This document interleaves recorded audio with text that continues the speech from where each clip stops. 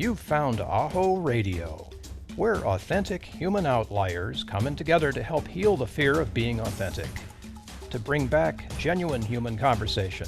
No hype, no sensationalism, just honest talk about the critical issues affecting society, affecting humankind. And now, here are the hosts of AHO Radio, John Krotec and Bill Protzmann. Good morning, everybody, and welcome back to Authentic Human Outliers Radio.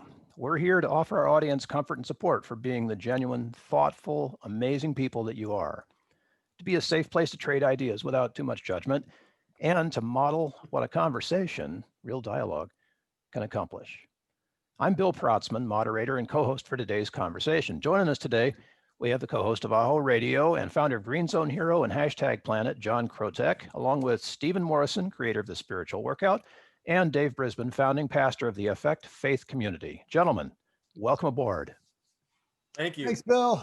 Thanks, Hey, Bill. good to see you guys. I'm looking forward. This is awesome. So our intention today is for the conversation to be thoughtful, succinct, and honest, to serve our audience by both cooperation and respectful disagreement as we join in the process of living our way into the answers. Our commitment is to fully explore that process. And John and I want to thank you again, Stephen and Dave, for your generosity and authentic participation. Thank you. Now, the question of the week, picking right up from where we left off last week, it's one we hinted at the last time we talked, and I've begun to call it the isolation question. Here it is. What must be done to reach people who have, like us, taken refuge outside the noise of media, particularly social media? John, you know, this is near and dear to your heart, man. Let's start there. Well, we've been talking about it for a long time. Anyhow, great to be here. Love being here with you guys. There's a lot going on. We know that. And this conversation is what pumps me up for the week. And thank you to the listeners that are out there that have tuned in once again to hear our rabble, or what did you call it, Dave, just a second ago? Prattle. Oh, the prattle. So thank you for listening to our prattle or rattle or rabble, whatever you want to call it. But isolation, you know, here I am kind of with this crazy backdrop. You know, this is a dark, doomy place if you want it to be. But if you notice coming through the window, it's some light. And I think anytime that we're in a dark, dark place, we as human beings, as friends, as, you know, networkers, we need to look for that light. You know, if you know the song Isolation by John Lennon, it's a great tune. I think Yoko was on that album. I can't remember, but it's a great song about really what every human being goes through. You know, it starts out as a young boy and a young girl, and these moments of darkness that we pretend don't happen, but they do. And you know, the subject of isolation is a huge one, and I'm really, really excited to hear what other people have to say about it. But mine is all about mindset and look for the light. What do you think, Dave? What's your concept of isolation? It's the both physical and mental / spiritual disconnect from other people. We've been feeling it so much in our faith community right now. In fact, I was just talking to a couple of people yesterday about how they are just feeling so disconnected because of the physical separation from each other. There's people in our community I haven't seen for 5 months. I haven't seen since March. Is that 6 months now? 5 months now? And even though we have taken our midweek services and or gatherings and put them on Zoom, and that helps, it's still not the same. It's not the same. We forget what just having a meal together means. I mean, the ancients understood this. Having a meal was more than just eating food. It was an implied treaty, a contract, a pact between people. Sharing salt was huge. I mean, sharing salt was a pact and a treaty to many of the ancient peoples. And just doing that act of breaking bread and being together for a meal, it changes the nature of our relationships. And not being able to do that and trying to do it virtually is not the same thing. And so, yes, there are people that I just talked to one person who went to Target with their small child for the first time in 5 months, because they've been having the stuff delivered, and everybody has a different level of their quarantine, and some people have really been isolated physically, and that affects us in ways that we don't even realize. and it's happening and it's building up underneath. And so that physical separation is huge, but there is also, I think, a mental separation that goes on. People just kind of fall into a pattern of not talking to each other and not reaching out. So the people that are coming to me for counseling, the first thing that I'm asking them is, what is your daily routine like? What's your weekly routine like? And I'm looking at the community and the structure and any level of service that's left in their lives. And then how do you rebuild that? Given the strictures that we have right now, how can you start rebuilding that? And sometimes it's as simple as just starting to reach out again. And wherever possible, meeting for coffee with safe distancing or whatever it is, but get back together again physically. But it looks kind of like that, John. Steve, Yeah, it's deep. Stephen, a quick question for you, because our intention in this whole COVID process was not to isolate. We were going to try to stay connected in some way. So how does that play out for you in the work that you do? Well, so I had a quick in-between question in terms of the focus of what we're talking about. Are we talking COVID-related isolation, or the kind of isolation that people were experiencing as outliers before COVID? Both. All right. It's hit us two ways, man. Yeah, because they're two very real things, right? Ask me again what you just asked me, Bill. I'm sorry. Oh, I was just curious because, your work focuses a lot on intention. So yes, as outliers, we had that intention originally, and then COVID came along and it put the brakes on any kind of, I don't want to say authentic, but any kind of in-person connection, that Dave was talking about. So how does our intention to make these connections happen authentically continue to reflect in your work? Well, we're always talking about what we want, and we're especially talking about what we want if what we have is other than what we want, right? So for me, that's all about law of attraction. It doesn't matter what I'm thinking or feeling or saying or doing, so much as my awareness that whatever that is, I'm going to get more of it. So it's always good practice when we're finding ourselves in a situation that is not so much to our liking, and we would prefer things to be different, to move into some bit of our thought and energy going toward what we want. I mean, that's just everyday, regular practice. Now, an intention to be connected is, I think, something that, as Dave was saying, it's innate to who we are. And it's also a reflection of how nature works, right? Nature is just a network of interdependence, right?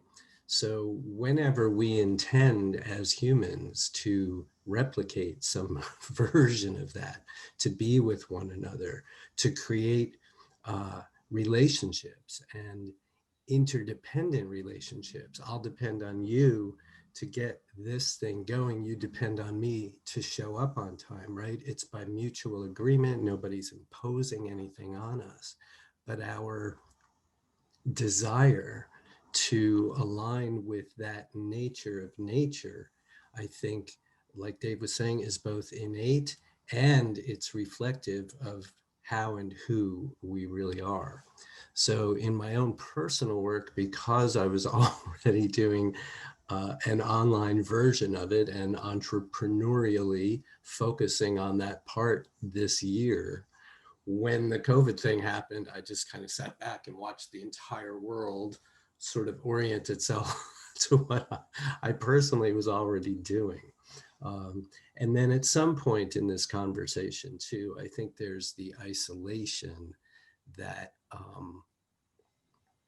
that a lot of people feel, where they say, I can't even align anymore with what's happening in our world, in our society, in our culture, and I'm going to just take myself out.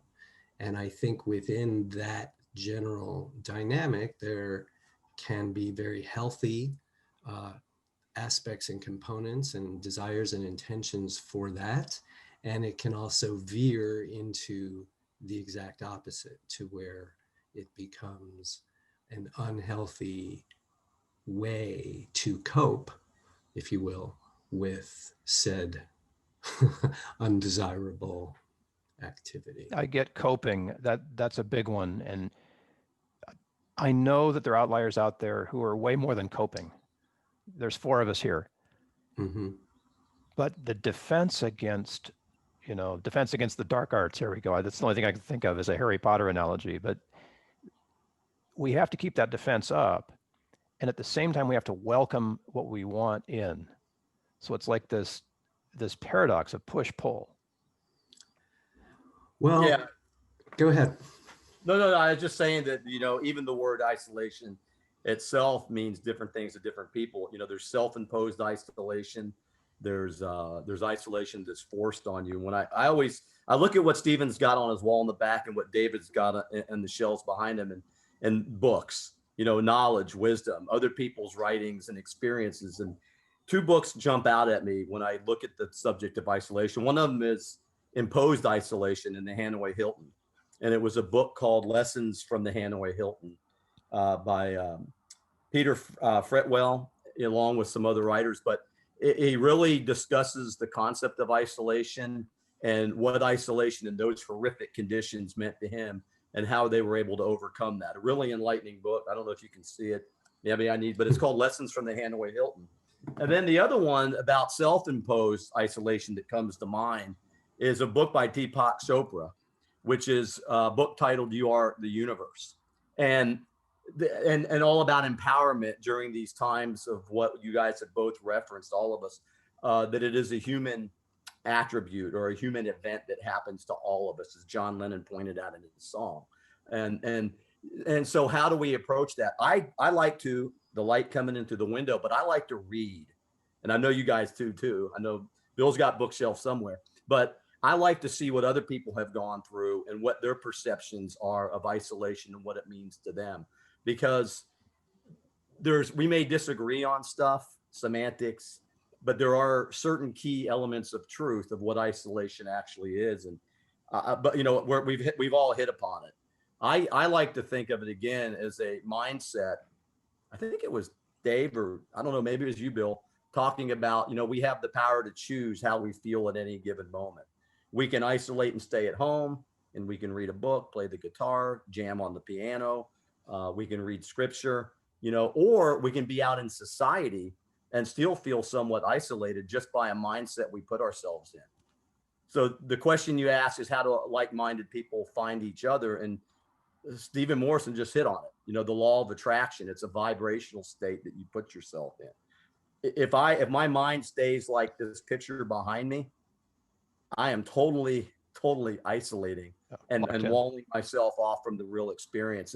And so when I see these bookshelves and these guys' pictures behind me, I know I'm on the right trajectory. Yeah. One thing that I would add to all of this too is, and you can put this on your fridge. I love little aphorisms, right? In the absence of communication, we assume the worst. And I don't know if you've ever found that in a marriage or anything. When the communication starts to ebb, we start wondering what's wrong. And it's just a natural thing that we do. And think how this is playing out, especially in the workplace, in the offices. We have, just like we've taken for granted the power of having a meal together, we've also taken for granted the power of nonverbal communication. Just facial expressions and body language communicates more than we realized. So you take people who've seen each other and crossed each other in the halls, and we're right down, a cubicle away from each other, working together day in and day out, and now they're working from their homes. All that communication is gone. What I'm hearing from people is that they're stressing over, wondering if they're doing their jobs right, wondering if their bosses are still approving of them, if they're going to get laid off, and all these worries, whereas just a glance down the next desk would have solved that problem. And so we are not in connection. And then even when we are, we're behind masks. And so we can't see each other's faces as we did before. And so there's so much bits and pieces of normal human interchange that have been taken from us through this process. And of course, many of these companies are going to continue doing the telecommuting and the remote, because why should they continue to pay for all this commercial space if they've now proven to themselves that people can be productive? Which means we have to communicate more and more. We have to make up verbally and in a Zoom situation more and more for what we've lost in regular physical connection. And so I think that the rule is, however much communication you think you need, you'll end up wishing it were just that much, because we just need more and more all the time. And so that's just a basic lesson that I think we're going to need to learn and retain through all of this. We need to communicate more. We need to alleviate people's fears, bring up their comfort levels about what they're doing, and then communicate clearly. Typically we only hear from our bosses when something is wrong. We're going to have to learn that we need to communicate when things are right as well, so that people are reinforced. That's a real positive direction. Some great points. There's so much, like you say, that you only hear about when something's gone wrong. And reaching out to say, hey, Dave, I really appreciated last Sunday's message. It just, to offer that positive reinforcement, because it's what we all need. It's like food. We've got to have that. And anybody who's raised kids gets this, right? You can't just bully them all the time. That doesn't work. So practices for being in this paradox of having to be isolated, but wanting to reach out. How do we do that effectively?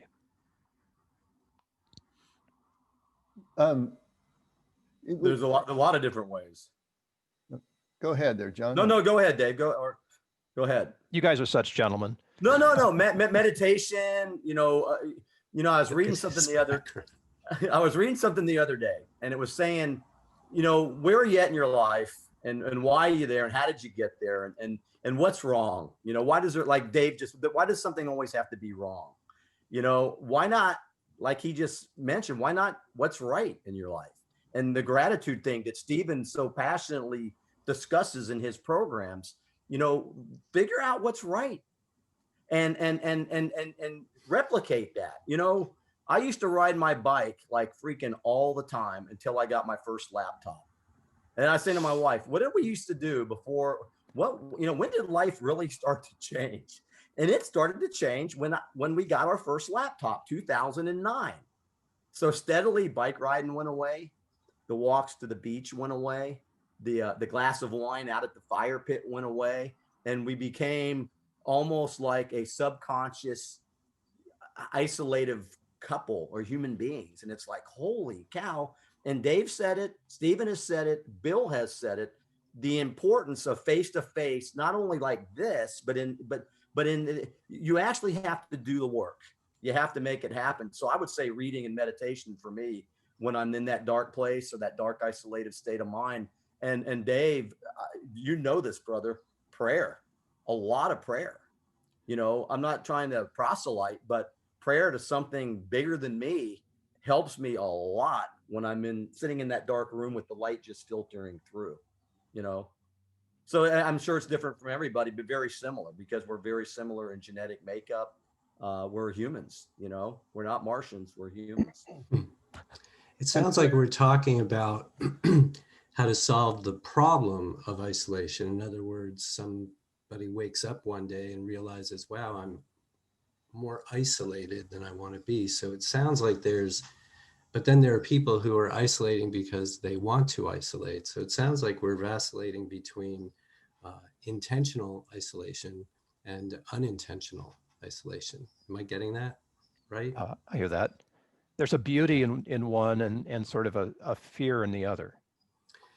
Right. And so, like, for me personally, I have, we all love labels, right? So I've come to see myself as a social introvert, for example, which means I like people. I love to connect with like-minded, like-spirited people. There's nothing more juicy in I think, our everyday life experiences, at least for me. And yet, for every hour that I am physically or connected with people even like this, I need about 3 by myself. That's the introvert part of me. That's how I recharge. That's what's necessary for my own personal makeup. But when I'm in that mode, it is so intentional. It's so fun. It's so spot on. There's no issue, problem that's trying to get resolved, you know? And yet, because of the work I do, the things we're talking about, all of a sudden in a conversation with somebody who's, come to class and raise their hand and here's what's going on with me, then all of a sudden they're talking about some version of isolation. And, a big part of spiritual workout is, what are we believing? There's what's happening and what are we making it mean, right? My girlfriend broke up with me. That's what happened. And I'll never be happy again is what I'm making it mean. So I'll never be happy again is what's ruminating in my head. Beliefs matter. They create experience. If I don't really address that at some point early on, that is going to get baked in to my life experience. So what does it mean to anybody in any given moment that they are where they are? And discovering what that is. I think we might have even touched on this last time. So people will say, well, I'm all alone. I'm all alone. But as spiritual beings, that's really not true. In fact, it's impossible to be alone. So I'm always endeavoring to help people discover what they're believing about what's happening in that moment, so that we can go from there. Either it's going to be something that's productive and helpful and useful and aligns with where they want to go, in which case, fantastic. Or it'll be something like what I just said, where we can consciously evaluate whether or not that belief is true, whether or not it's going to get us to where we're going, and whether or not we might benefit from making a change at that level. Dave, I'm watching you, and I know you've got a bunch to say. Oh, there's just, everything that Steve was saying was just clicking with me. I loved his rendition of how he has to recover from his extroverted escapades out there. I was thinking of a deep sea diver. Deep sea diver goes down, and for every minute that you spend at a certain depth, then you have to decompress for so many more minutes, or you get the bends. I'm the same way. It's like I'll get that psychic bends if I don't have enough decompression time at the end of going out there. And yet, like Stephen, I love being with people and connecting with them, but it's at a introverted price and cost. I think I make a distinction between, maybe a useful distinction would be between isolation and solitude. The ancient desert fathers and mothers understood solitude as not being alone, but being alone with God. And so that's exactly where you were going, Stephen. You said, yeah, as spiritual people, we're not really alone. And so I think, the most important thing, and I think this is where John was leading, is for us first to find our connection interiorly. If we're going to reach people who have also either been isolated by catastrophe or by intention, whichever it works, then first of all, we have to find our own interior connection. And so prayer, of course, plays a huge part of this, but prayer understood beyond just a string of words, either recited or imagined in our minds.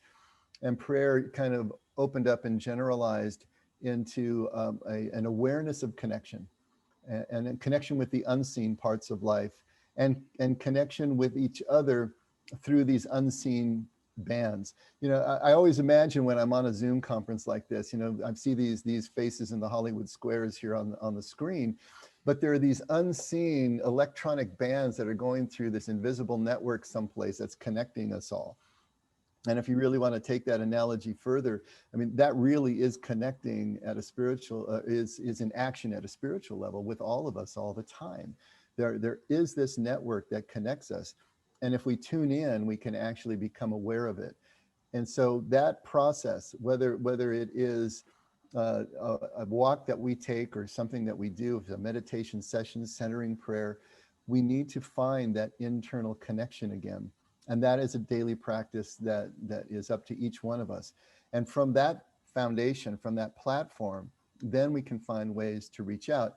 But we can only give what we've got and what we've already received. And so to receive that connection first is the first step to being able to then reach out and connect with others. And then whatever means that we use, whether it's something like this, whether it's a phone call, we are going to be able to transmit that sense of connection because it's already within us. So establishing that is so important. So in our imposed isolation, which we can turn into solitude in a positive sense, that's going to be the first step, I believe.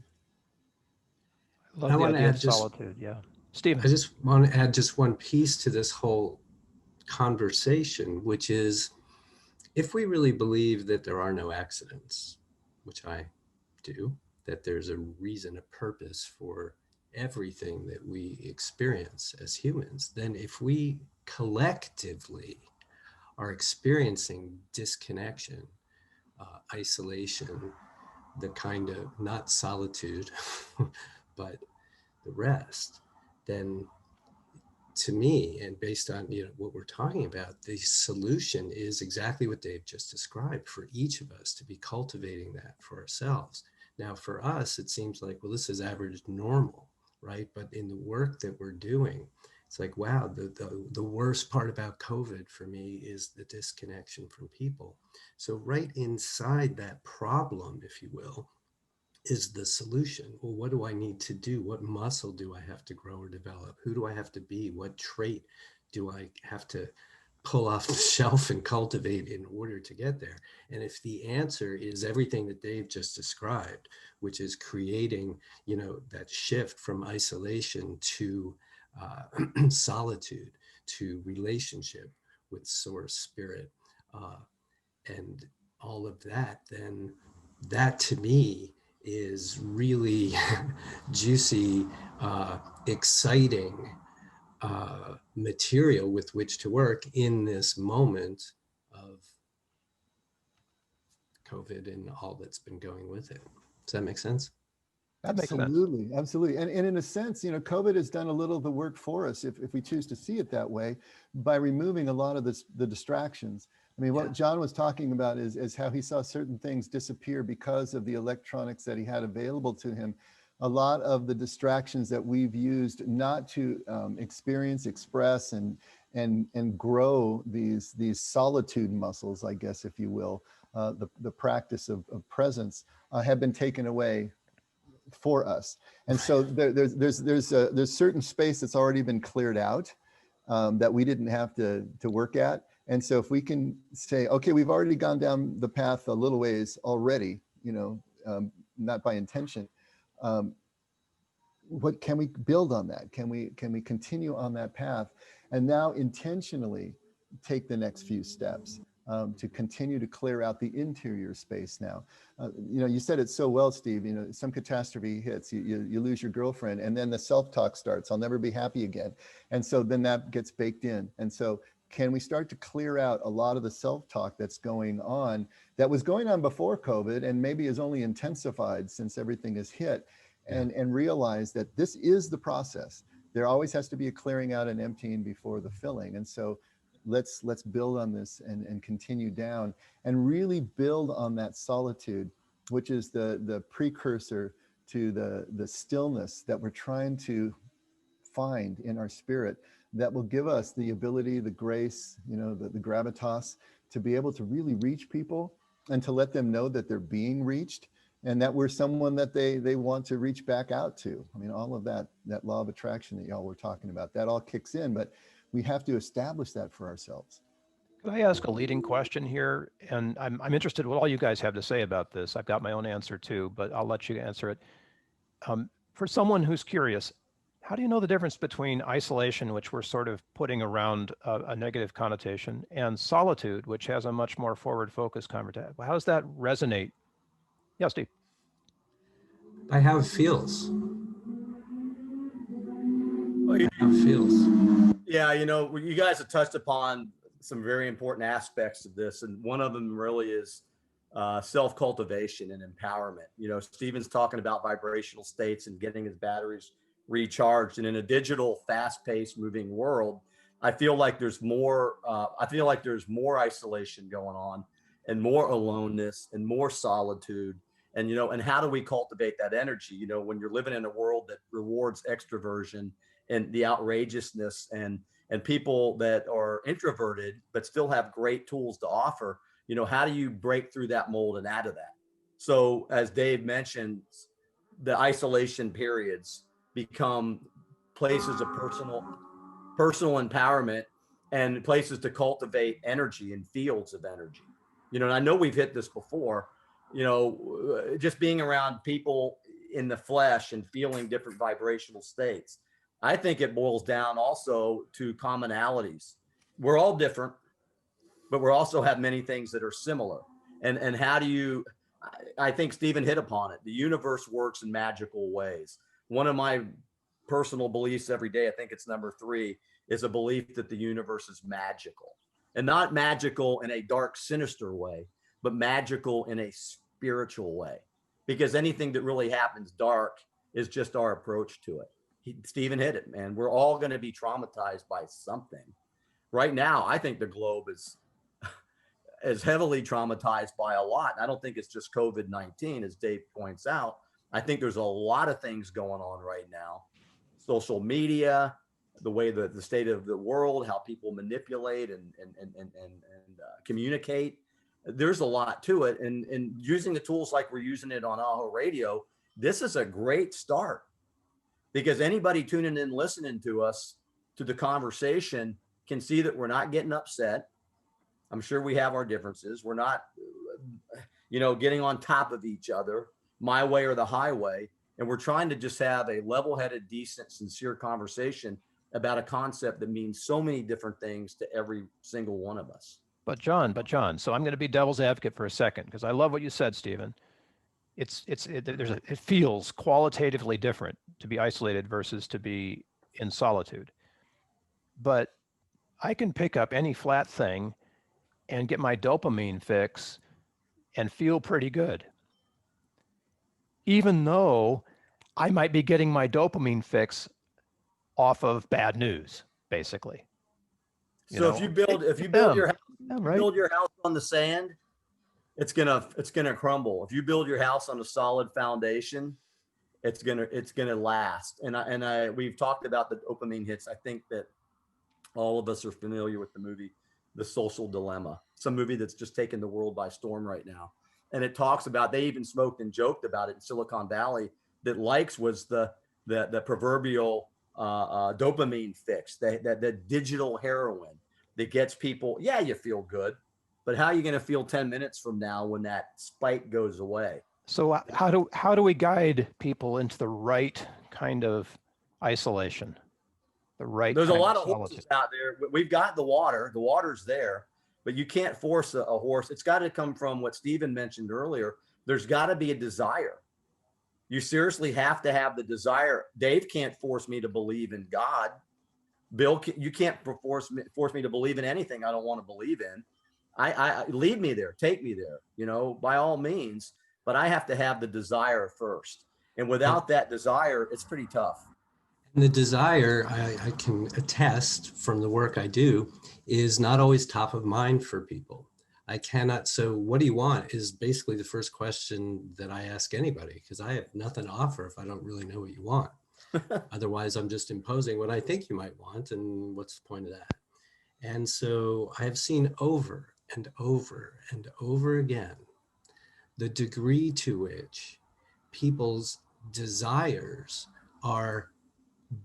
have been, I'm just going to say, pushed below the surface, steamrolled over by a vast collection of cultural and societal beliefs we have about what's even possible. In other words, people are no longer connected to their own desires because of all the reasons that they've heard about why they can't have what they want anyway, whether it's because they think they don't personally deserve it, whether it's because nobody's ever asked them before and they've never really thought about it, or some combination of that where they just think, well, I'm not even going to say what I really want because that's not possible. So the belief that it's not possible, clogs up the works before it even gets going. So Bill, to your point, and both of you, sometimes I agree with you, John, 100%. That's it. It's like, well, what do you want? Let's go from there.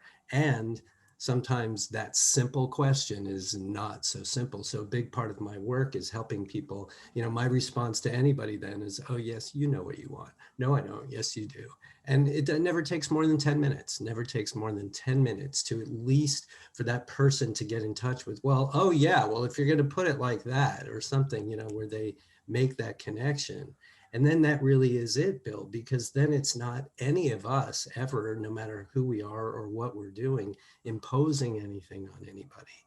It's really helping them to first articulate it. And then I'm sure we each have different ways to help, to show the way, show a way to, I think that's in some way what we're all doing, right? With the individual work that we do.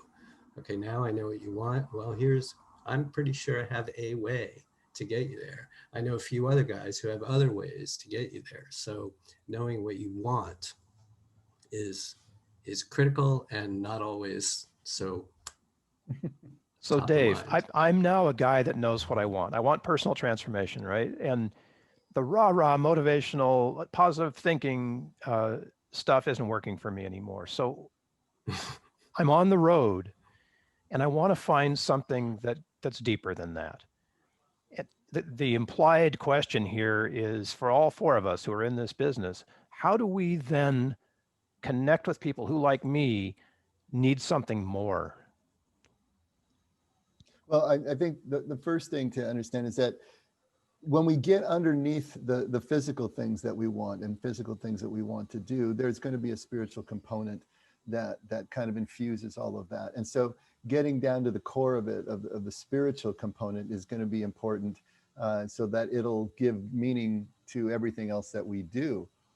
And as long as we're here breathing, we have to realize that our spirituality is only going to be realized physically. We're going to be needing to do something physical that will take us to a spiritual encounter. Sometimes some of the mistakes that we make is that we think that our spirituality can be completely ethereal and abstract, but it really has to be grounded in a day-to-day routine of things that we actually do.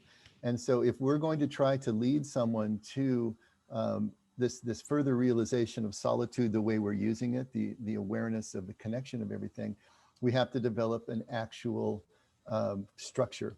There has to be a structure, and a structure that we're disciplined to. There has to be a sense of community, and a community that we're accountable to. And then ultimately there has to be a way to give back. There has to be some service that completes the circuit, closes that circuit, and creates a sense that we're actually going someplace and doing something. And so, Stephen was right. I do the same thing. I usually phrase it as, if you could be doing anything right now without regards to money, age, body type, what would it be? And 9 times out of 10, people cannot answer that question. They've never experienced their bliss. They've never, you said it so perfectly, Steve. We've been steamrollered by life, and no one has really asked us the questions. And it's like their first time they're hearing that. And then if they say, well, if you're going to tell me you're 54 and you want to be an astronaut or a ballerina, well, I'm sorry, dear, but that ship has sailed.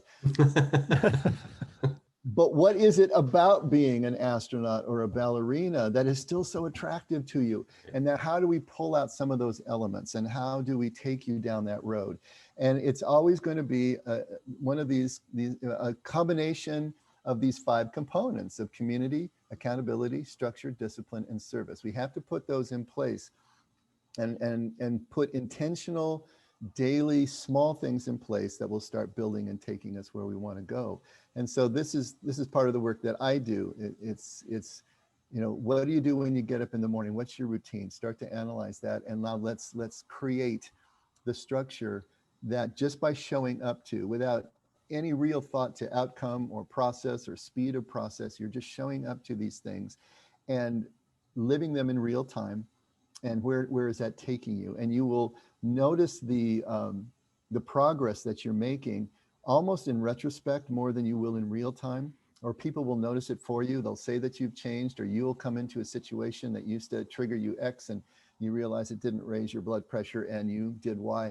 And so you'll realize that you are changing through the process, but you have to be dedicated to a structure and just showing up to it. So building that and then connecting those dots between what the structure is about and where it's taking us in terms of the contemplative spiritual formation and process. That's really the crux of the work that I'm doing in trying to get that implanted in people's lives. So if we're talking about reaching people, not in so much the marketing sense that we talked about last time, but now as we have contact with people, how are we going to reach them in that deeper sense? It's going to be establishing those kinds of touch points with them. Yeah, my approach is very similar. I go right to, based on my background, my program is called "What's Your Apocalypse." It's kind of asking the same thing. What's going on in your life that's keeping you from living it fulfilled? And so I have 12 points that based on my own personal experience, it's a spiritual base, but I go right to the quick. What has happened to you? Because, it's been determined that up to 85% of all humans have experienced some form of trauma that they don't ever really get help for. And then there's a statistic out there where it says 40% of the population has maybe had multiple trauma. So we have a target-rich human environment for people that are seeking, some desiring more than others, and the law of attraction leads them to us. I lived in a post-apocalyptic state of mind after I was violated at a very young age. And people, universe will bring those kinds of people to me that will expose what it is on a one-to-one, what it is that's holding them back. And what blows me away, and you guys would not be surprised based on the work that y'all do, is how many issues that hold people back are so very similar. And then it gets back to energy states and mindsets and prayer and meditation and belief and non-belief and a whole mix of things that we can utilize and help each other with the programs you guys offer to move people forward. Because the other program I got is called Removing the Blindfold. And I approach like a room of people, everybody's wearing a blindfold, and me too. So I have no idea what those people have been through. They have no idea what I've been through. And until, like you just said, Dave and Stephen and Bill's touched upon it, until you open up that authentic dialogue and remove those blindfolds, I ask a question: how many people in the room have been sexually assaulted? I'm wearing a blindfold and I have everybody else wear a blindfold. I don't even know who in the room raises their hands, but I do know this: if you can't be honest in a room full of blindfolded people, you will never move forward in your life.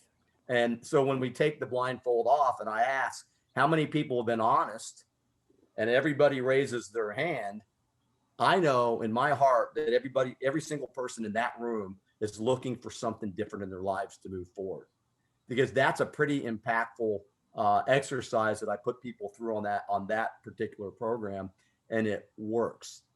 I ask them how many people want to be honest. They raise their hand. They put the mask on. They raise or they don't raise their hand if they've been touched by those types of events, and then they raise their hand. So most people are in that realm if they come to people like you, Dave, and Stephen and Bill and myself. They're just the fact that they're seeking us out. And I believe, Stephen, you're totally 110% correct, man. The universe doesn't bring those people to us unless there's a purpose. So it's pretty invigorating. And at the same time, it's a lot of work. As Bill points out, it's much easier to get a dopamine spike and have fun for 10 minutes than it is to look at myself in the mirror and say, you know what, man, you have been an asshole your entire life. And you know what? That's not who you want to be. It's tougher to do that than it is to get the dopamine hit and get 10 likes because I put a picture up of my dog. How does that cure anybody or help anything?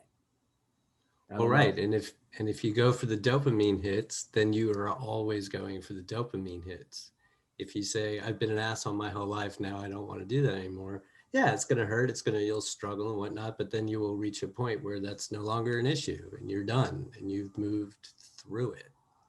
And I only use that word to be emphatic. You know, I don't normally use, you know, the deal. And so you guys are entirely correct. And that's why when I hear authentic conversation, it just motivates the heck out of me. And you guys are true believers in the human organism. You guys are helpers. And it's just awesome to be involved with that, because we need more of this type of dialogue, and we need more people to visit guys like you, that when you're finished, I don't think you're ever finished, but when you work with people, you're turning out a better human being, and they're doing all the work. You're just guides. And the two of you are segueing into something else that I think we need to point out, because there's a real responsibility for us, if we're going to do authentic work with people, is to make sure that they understand that they're not going to be able to go from where they are to where they want to be in a straight line of ascent. That there has to be the deconstructive process. There has to be the descent. There has to be the clearing out, and that is going to be painful. It's going to be disorienting. It's going to be disturbing, and that's where the desire comes in that y'all were talking about a bit ago. If there isn't sufficient desire to overcome the risk and the fear of going through that process, it's not going to happen. And what irritates me most when I hear people on the radio or whatever talking is that what separates a platitude from the kind of work that we're trying to do is the absence of that descent before the ascent. If we're just talking, you know, about all the wonderful things that you have and the universe is going to take you there and you can kind of positively think yourself into this new reality, well, the truth of the matter is it's not going to work. You have to do that initial work, that clearing out work. And if that isn't clearly communicated, but in a way that still gives hope to the person that they can survive this and go through it, then we're doing a real disservice to people. If I was on a LinkedIn thread and it's like, I don't know what the hashtag is I follow, joy or something like that. And they say, what brings you joy? Right. And there's all these people doing all this, you know, kittens and happy and positive thought and gratitude and blah. And, you know, that's true. Those are joyful things. And I made, and pancakes. Pancakes, they bring me joy. They bring you joy. So I can't eat too many of them though, but they bring me joy. And I choose to order that every time I go out for breakfast, because if I'm going to go meet you guys, when I make it to the West Coast, we are going to eat stacks of pancakes. We're going to have so much joy when we finally sit down and have breakfast together. It's going to be awesome. IHOP, here we come, right? Well, so, if they're still around, but you know. So on this thread, I go, you know, it brings me joy to be able to take the deep dive and make the dark journey, you know, the heroic journey, and then come back. And the joy that I have at the end of the heroic journey is so amazing. Crickets, nothing, no comments, no likes. And it's like, you know, this doesn't sell. So to revisit our question of the week, what do we as personal transformation guides have to do to reach people who are interested in more than the pancakes? I mean, seriously, John, I love pancakes. That isn't the thing, but how do we get through? What's the? It's about the joy, brother. It's about the joy. I know joy is contagious, right? But there's joy from, you know, dopamine, and then there's joy that you find deep in solitude. So what do we do, Steve and Dave? What do we do? So what do we do to let people know that that's what we offer? It's a loaded question. And then we're back to last week's conversation, yes, right? It's a real loaded question. And my question to you, Bill, is are we getting close to your question, which was about, if I'm looking for something deeper, where do I go? What do I do? Are we getting to that? Yes, I feel. I don't know. Anybody else? Well, no, that's fine. I'm not saying we're not, but I just want to make sure we are, if that's what we're trying to do here. Yeah, I don't. It feels like what we were talking about last time. You know, it's like this came up in my own class last night, where I'm already talking with people who have raised their hand. They've signed up. They've re-signed up a number of times, month after month. They keep coming back, which is how it works. It's called a workout. It's about training. It's about momentum. It's about repetition. And everybody in class, we got onto this thing for a few minutes about the hard sell of this work. You know, like when you really turn to your friend and say, well, what does that spiritual work, when they're asking, what is that thing you're doing on Monday nights? And they try and say it, like even they are like, yeah, nobody wants to hear it. It's what you just said, Bill, about the crickets, when you say what joy really is, you know. And I just feel like the best thing that I can possibly do is just keep doing what I'm doing for the people who are there. You know, if I'm really being present, then there is no thing out there. There's nothing beyond what's right in front of me that's of any use or value if I'm really, truly being present. And so if I bring that presence to the X number of people who are here and not worry about what that number is, although I have a desire for it to be larger, right? Then that's my intentional work. And I've got an intention for the on that level, but it's class time now. I've got who I've got here. You know, the only thing left to do is to be 100% present to who and what is there, to who's there, and what material we are doing, and thus present what I think my job is, which is some perspective of what's happening that's different from what they had before they came in. You know, I mean, maybe it won't even be different. They'll say, oh, well, yeah, I already knew that. Okay, fine. Then I got nothing for you. But it really, you know, sometimes some of these questions do more to help me just be very present because of the diffuse nature of, well, where, you know, what rabbit holes or what crumbs am I going to start following that are going to take me so outside of the very thing that I'm, you know, endeavoring to do. It's a sort of contagious presence, then, is what I'm hearing. Yeah. Dave, you're big on presence. What, got any parting shots for us? Sure. Well, I mean, I'm just completely agreeing with what Stephen is saying. You know, if you want to sell something to somebody, then you show them the finished product. You show them what it is, and if they have enough desire for it, then they'll pay you for it. And so we, in a sense, are the finished product. We have to be living this thing, which kind of brings us full circle to where we started with this conversation. If we are not living it, if we haven't found it for ourselves as a result and a function of that deep dive that we've taken, that continual cyclical dive that we take, that has hollowed us out and then filled us back up again.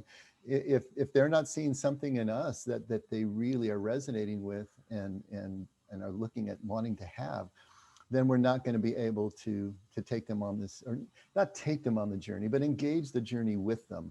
But the truth of the matter is that you can't make anyone ready for this. You know, they have to be ready themselves. There's this wonderful saying in the program that we progress at the pace of pain. And I just, that is totally true.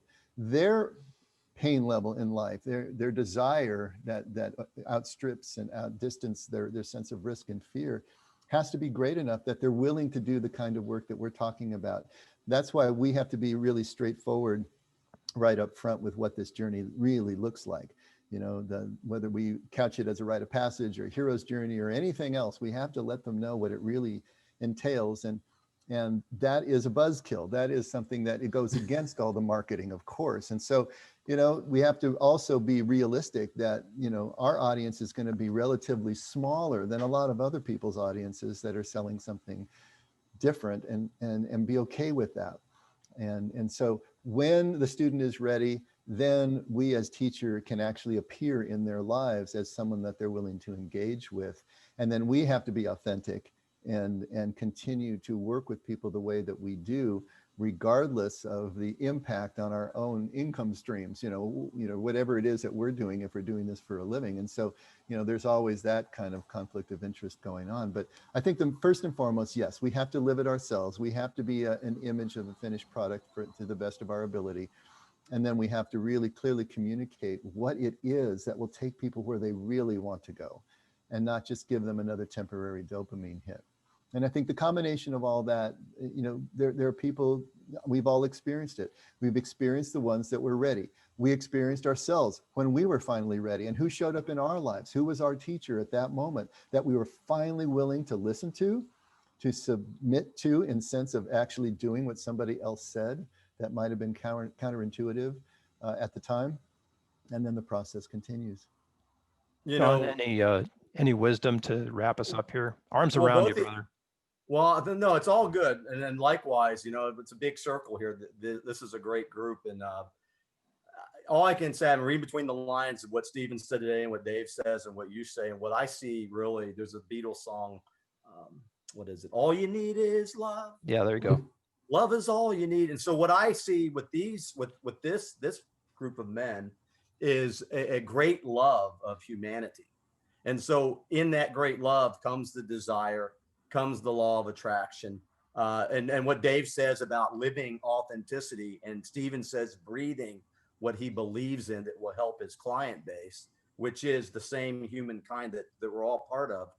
That is I think it comes from a spirit inside each of us in this willingness to truly want to help, and at a deeper level, and the honesty that just exudes from Dave, Pastor Dave, and from Stephen, my friend, with the spiritual workout, and you. The honesty is the authenticity, and unfortunately, we don't get a lot of that, or people get duped into something different. And he's just another one of those, or she's just another one of those.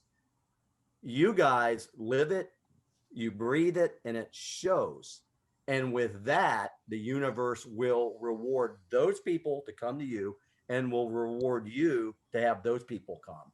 And that's how God works. I just say, keep raising vibrational state when you're in these dark moments. Realize, like you guys have all agreed, we're never totally alone. It's a state of mind, and have a deep belief in yourself, and that there's people like us out there that truly want to help. And as the guy that called the suicide hotline, you guys heard before, I learned firsthand, a woman that didn't even know me literally talked me off the ledge. And there's a good chance I might not be here if there weren't people like her and guys like you out there. You probably don't even know how many people you have truly helped. They may not tell you, but I can assure you, every single one of you guys on this show have helped people in ways you probably don't even know. And that in and of itself is what drives me on personally, to know that I'm part of a really great group of human beings still out there, regardless of what we see in mainstream media. There are real legitimate people out there, and you guys make being human really worthwhile, even when I'm crying and in that dark spot. And believe me, I can show you my prayer circle. I've cried gallons of tears out there, wondering, where am I going? God, please help me. Am I doing the right thing? Why do I feel different? I have a brain injury, but I thank God there were people like you guys out there, because that's why I'm here. And that's why I continue to add value, which Stephen just said, the V word, not the B word, not the D word or the F word, the V word, value. Every single human being has value, and you guys have tapped into it. And God gave that to all of us. We don't have a monopoly on it. So I love you guys. And I love the people who are listening. Thank you. Gentlemen, once again, it's been a pleasure. Thank you so much for being a part of this journey today. We're going to pick up, right here on our next conversation, because there's so much richness here that remains to be unpacked, and the question is perfect. So I'm looking forward to that. Dave, Stephen, thank you. Your candor and insight is inspiring and amazing. And I love that you have the courage to walk with John and with me together into the answers, whatever they might be. I want to thank also our sponsors, of course, Green Zone Hero and Music Care. You guys, we can't do it without you. And thank you so much for being a part of the greatest thing on earth here, this little tiny journey that we're taking with AHO Radio. And thank you, John, co-host. Love you, brother. Most importantly, thank you to our amazing listeners and audience. Thank you for watching, subscribing, ringing the bell. Until the next time, I'm your host, Bill Protzmann. AHO. Thank you for joining us on this episode of AHO Radio. Information we mentioned is probably in the show notes, but if we missed anything, please let us know and we'll get it added for you. Subscribe to the AHO Radio channel on YouTube to stay connected. And as always, we wish you health, success, and significance. AHO.